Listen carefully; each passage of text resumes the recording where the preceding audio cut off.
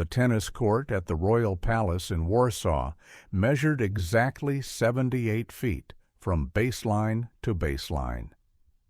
On September 17, 1939, Polish defenders and German assault troops fought across that court for 3 hours, close enough to see each other's faces through the smoke.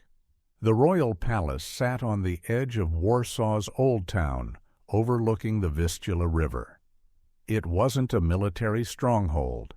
It was a symbol. The Germans knew this.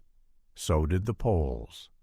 When Army Group South reached the outskirts of Warsaw in the second week of September, they wanted the palace taken quickly, not for tactical advantage, for the photographs. The palace grounds included formal gardens, courtyards, and a small tennis court built in the 1920s for visiting diplomats. By mid-September, Polish infantry had turned the surrounding buildings into firing positions. They'd stacked furniture against windows. They'd knocked firing holes through walls. The tennis court sat in the middle of it all, exposed and flat. The Germans attacked from the west on the morning of the 17th. They came through the gardens in 2 columns, trying to flank the main palace entrance. Polish defenders opened fire from 3 sides. The Germans went to ground in the gardens. Then they realized the only cover between them and the palace walls was a low brick border around the tennis court. 20 German soldiers crawled into that space and couldn't move forward or back without being cut down. The tennis court became the front line by accident. Neither side had planned it. The Poles held the palace windows and a maintenance shed on the east side of the court. The Germans held the west side and part of the northern wall. The distance between them was less than the length of a city bus. They couldn't use mortars without hitting their own men. Artillery was out of the question. This was rifle and grenade work, sometimes closer.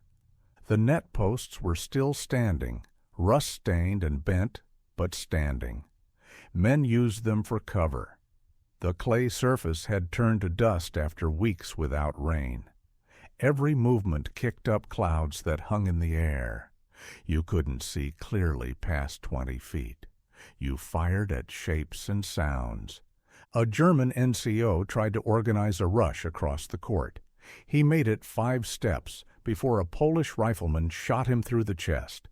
His men pulled him back. He died against the western wall, staring up at the sky. No one tried rushing again. The Poles had height. The Germans had numbers. For 2 hours, neither could break the other.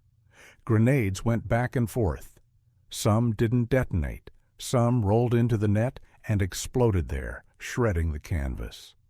The sound trapped itself between the palace walls and came back doubled.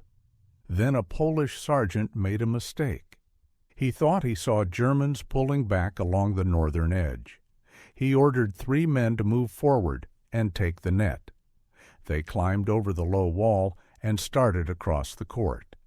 They were in the open when German machine gun fire came from a window they hadn't known was occupied.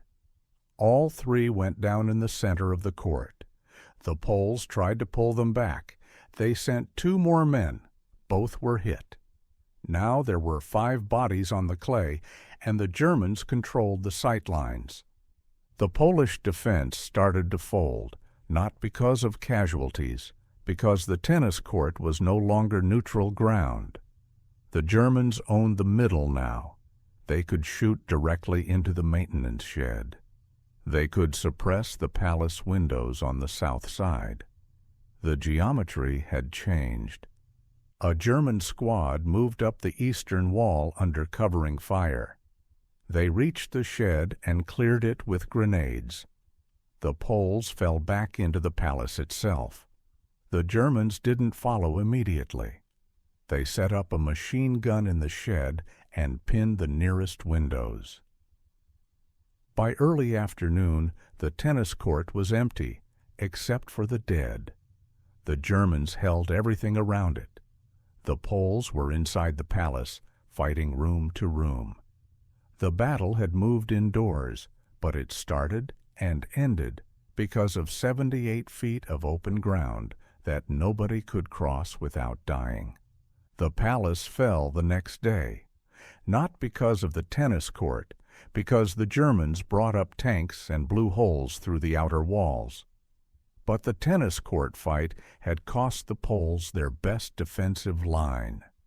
Once the Germans controlled the grounds, the palace was only a matter of time. The Polish commander surrendered on the evening of the 18th. The Germans photographed the moment on the palace steps. Those images went into newspapers across occupied Europe. The tennis court didn't appear in any of them. It was behind the palace, out of frame. After the surrender, German engineers surveyed the grounds for damage. They found 42 shell craters in the gardens. They found the maintenance shed destroyed. They found the tennis court covered in spent casings and blood. The net was gone. The clay was chewed up. The boundary lines were invisible. They didn't repair it. No one played tennis there again.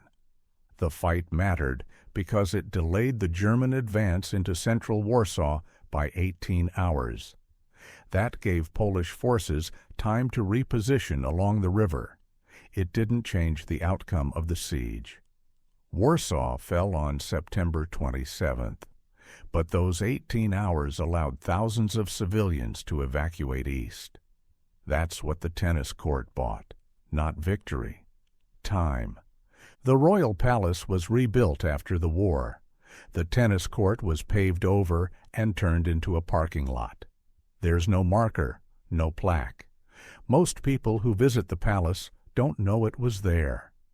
But for 3 hours on a September morning, 2 armies fought across a distance you could walk in 15 seconds. They fought until the space between them was too dangerous for anyone to cross. And when it was over, the only thing left was dust and silence and the bodies of men who died trying to reach the other baseline. That's what close combat does. It turns ordinary ground into something no one can hold.